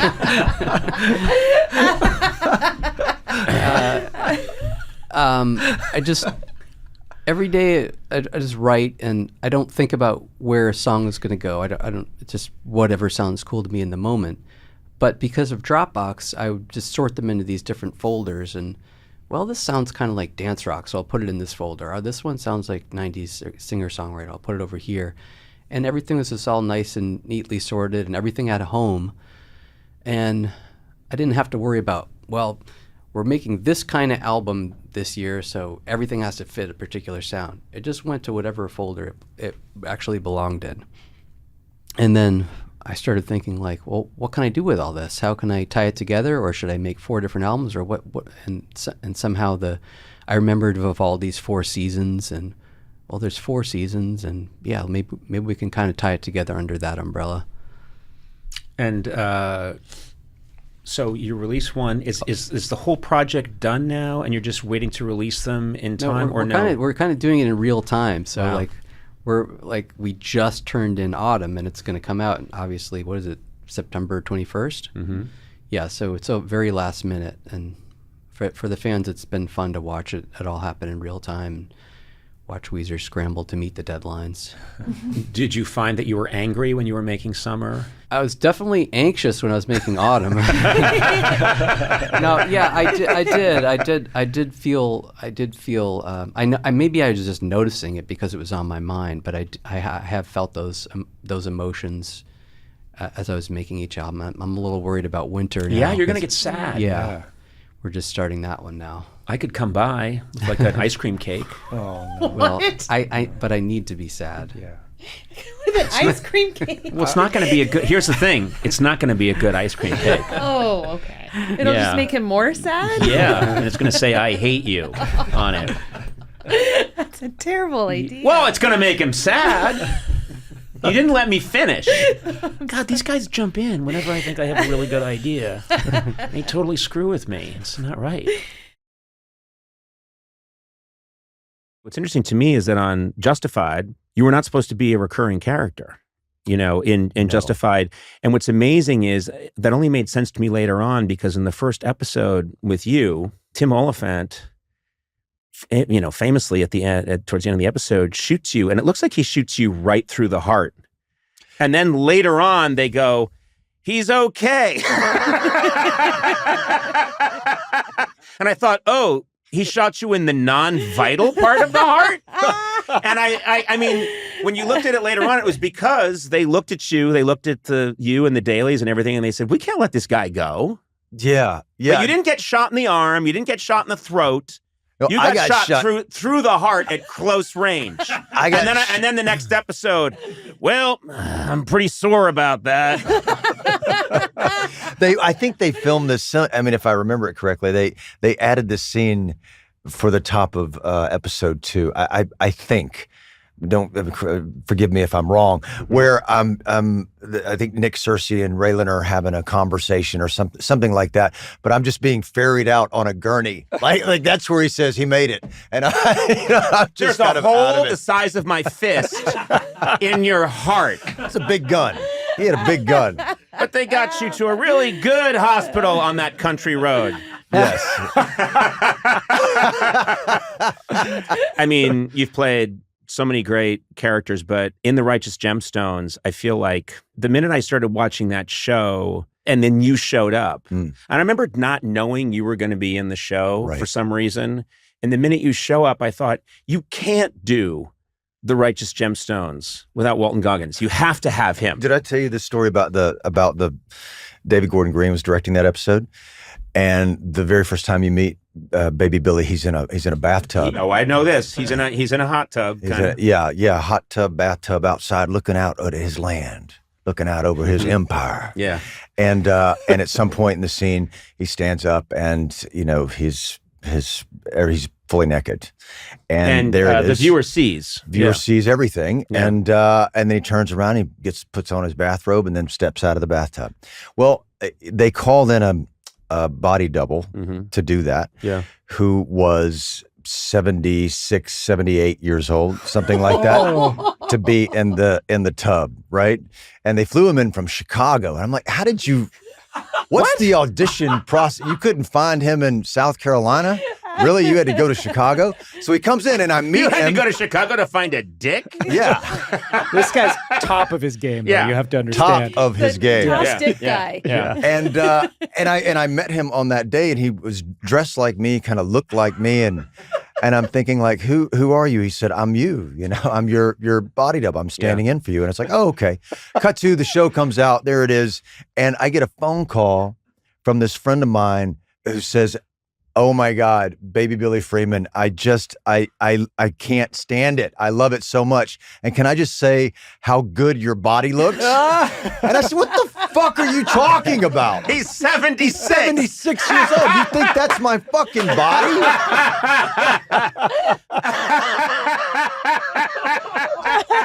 True story. I did wonder, because the penis is right there. Penis is right there. In high definition. Yeah, that's right. Beautifully lit. I mean, it's a nice penis. I mean, it's a nice penis. But it's definitely a Chicago penis. Yeah, it's a Chicago you can penis. tell. And you know what? South side. Deep dish. That's a South side penis.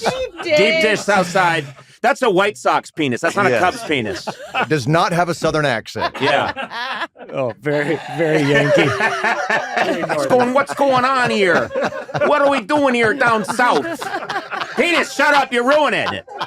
I just got out of a hot tub. Yeah. Gotta get a sausage. Cubs of the White Sox. Yeah. Danny McBride, obviously, you guys work together so well. He is the funniest person I have ever met in my life. And I think universally people that hang out with him or know him would say outside of what he does on camera, just in, hanging out, he is the funniest, effortlessly funny. Just coming right from his source, whatever that is. Yeah. We did this photo shoot for GQ for vice principals. And this one particular, it wasn't even a skit. We were just dressed up and they were taking these photos, and he was Ronald McDonald and I was the Hamburglar. and we were just like hanging out, and they were doing this background kind of video or whatever. And I was just talking to them, and as the Hamburglar, he's smoking a cigarette and talking about, I almost went to jail for stealing stuff. Like when I was in high school, I got in with the wrong kids, and as if this was the Hamburglar's experience, but it was my experience, right? I'd had that kind of like happen when I was a freshman in high school. I love a real depiction of the Hamburglar. Yeah. Like, Christopher you Nolan got to be gets his hands committed. on the hamburger. You got to be committed. And just at the end, out of nowhere, Danny just said, like, in some cameras, like, do you know what the worst thing is I stole? What? A child. And you're like, and he's dressed as like Ronald McDonald. He's dressed as Ronald McDonald. and it's like, drop the microphone. Yes, there it is. There you go. Walk off, and we just lost our McDonald's sponsorship. Yeah. It was a part he was playing, not. It was a part. I had a memory of you, an experience involving you recently, which is my wife and I had put a lot of stuff in storage, and we were going back because the different, I moved from the Warner Brothers offices, and we moved, in the old days we were in New York, and we went to go through it all and kind of figure out, is there anything that should leave storage? And at one point I'm with my wife, and there's this woman there that runs a storage facility, and we're in the valley, we're going through stuff, and we open a box, and my wife just picks up this, what looks like a furry dead animal out of the box, and she says, "What the hell? What is this?" And I said, "That was a gift from Walton Goggins." and I No. hold on, yes. Listen. You were promoting The Hateful Eight. Right. Yes. And in The Hateful Eight, you play, the whole movie takes place in Minnie's haberdashery. It does take place in Minnie's The whole haberdashery, the walls are covered with different pelts. And you know, I was excited. You know, I'm a Quentin Tarantino fan. You came backstage after the show and said, "Conan, I brought you a gift." And you handed me one of the many pelts that was hanging on the wall from Minnie's haberdashery, which is there for the whole shoot. And I was like, "My God, thank you." And I cut to my wife saying, "What the hell is this?" And she said, "We're getting rid of it." And I said, "We're not getting rid of it. Walton Goggins gave that to me." And of course, now I bring it up, and you don't even know what I'm talking about. No, I know exactly what you're talking about now, and I did do that, and I'm glad that you kept it. Yeah, I kept it. You also gave me Quentin Tarantino's Amex card. Oh, So that's which I also have kept. Yeah. No, but I did. I just was like, no, we cannot. We're hanging on to that because I love the movie. I loved your performance in it, and I thought, that's very cool that you gave that to me. So I'm hanging on to that. And it's in it. It's, you know, it's my Citizen Kane warehouse. When I die, my last words are going to be Goggins. And everyone's going to wonder, what does it mean? And reporters are going to scramble, and it's going to end with everyone throwing my stuff into a fire in a warehouse. That'll happen. And then it'll be like, yeah, you'll be there. And taking the occasional thing, and then one worker just picking up a pelt and shrugging and tossing it in. Why did he say Goggins? I guess we'll never know. We'll never know. I guess we'll never care. I guess we'll never care.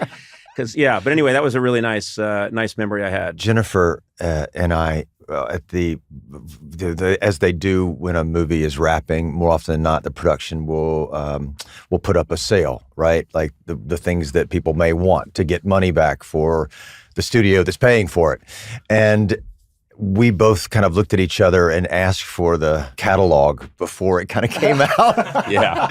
Because we had both been coveting all of these animal skins for like 6 months. Like, wow, that's just a pretty brown one right there. Look at what are they gonna? Wow, that would look so good on a sofa. Unbelievable. Hey, we could give that to Conan. And there He's was just dumb one enough to that- take it. Conan will love this It one. really does look like a squirrel that got run over by a truck. That's what it looks like more than anything else, which might be what it is. Yeah. But it was a very nice memory. And also, I've watched all of Quentin Tarantino's movies many times. I've watched that one several times. That would not be what I would take from that movie. What would you take? I would want Kurt Russell's beard from that movie.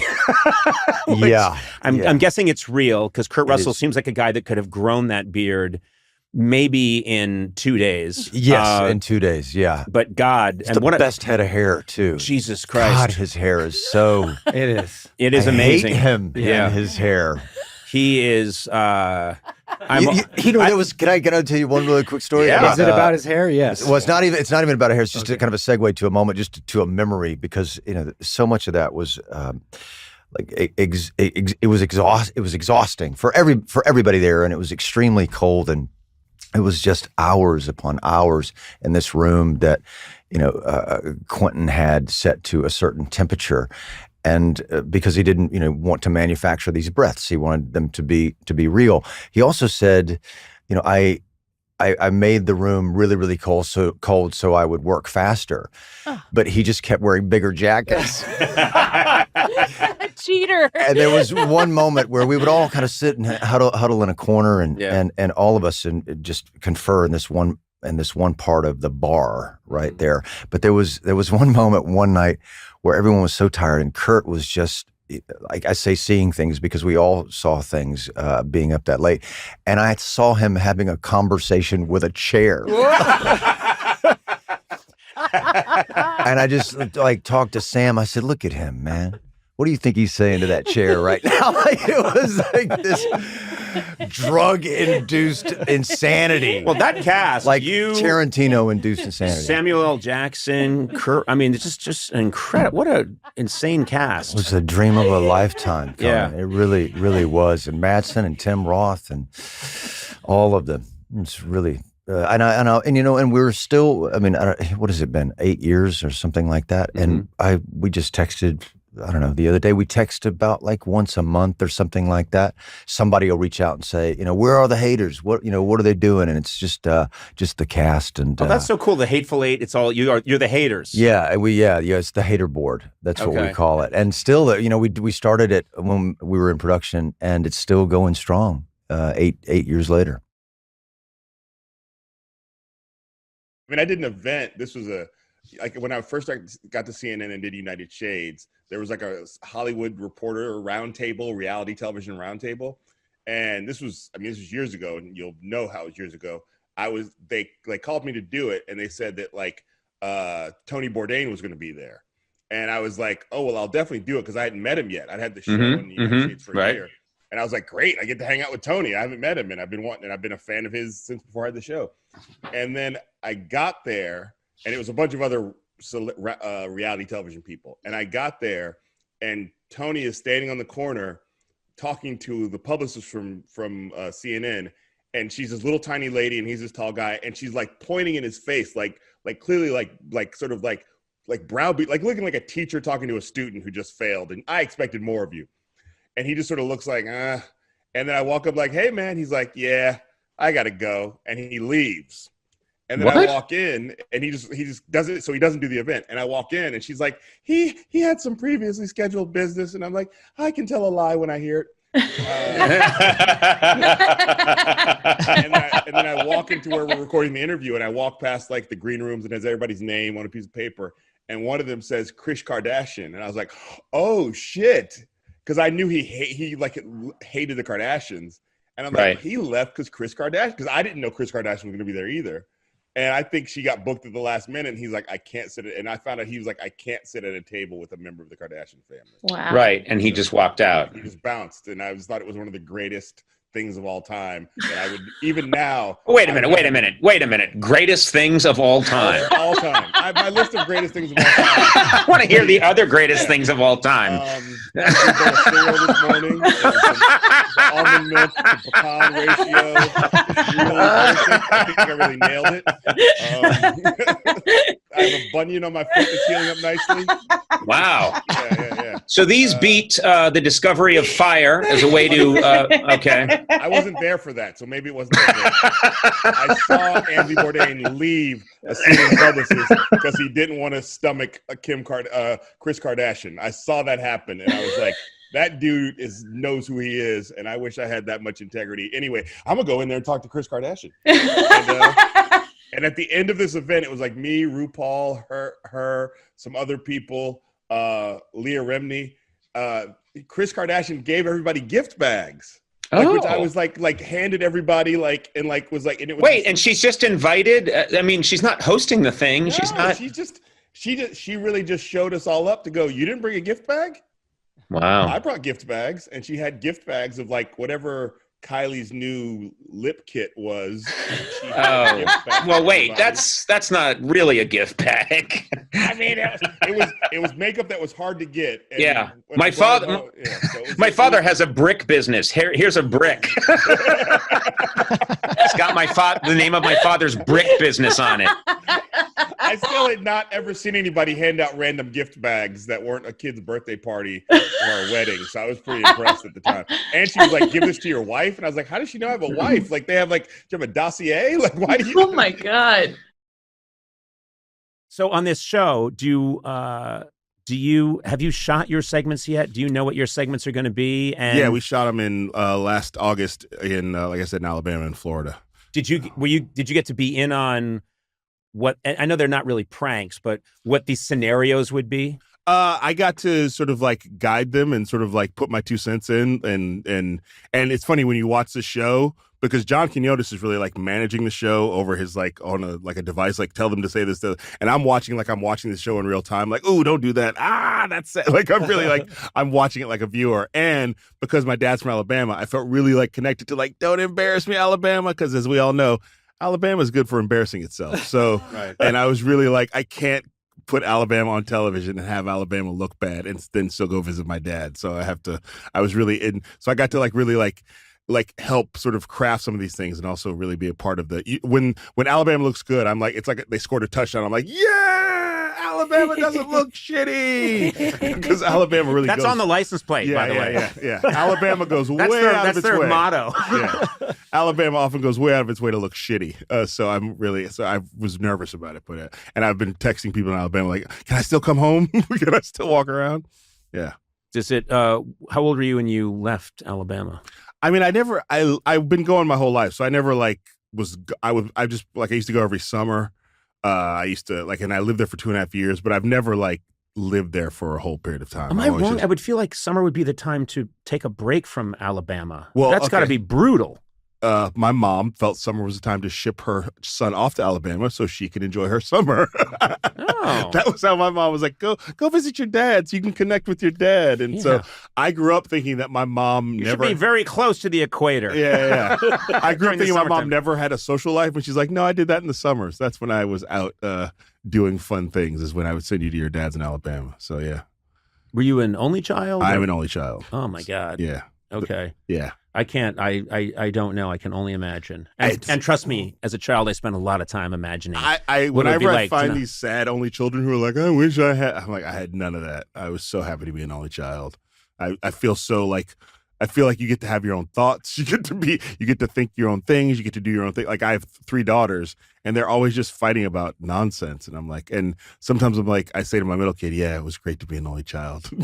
So I understand what you're dealing with right now, because I wouldn't want to put up with any of this nonsense. Well, I have 2 kids, and it still doesn't in any way resemble how I grew up. No.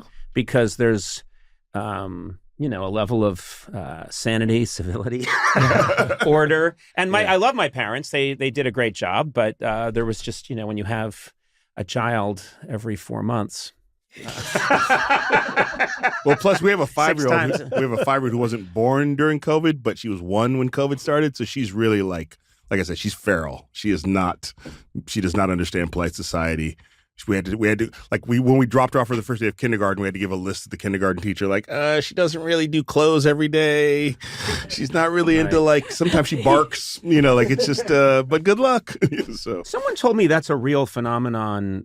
My kids were older during COVID, but that there was this for kids that weren't around other kids during that crucial time.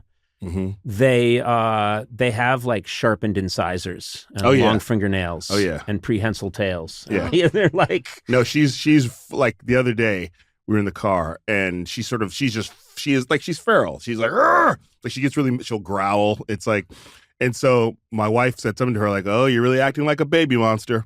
And my daughter, and I quote, said, I am not a baby. But didn't disagree with Monster.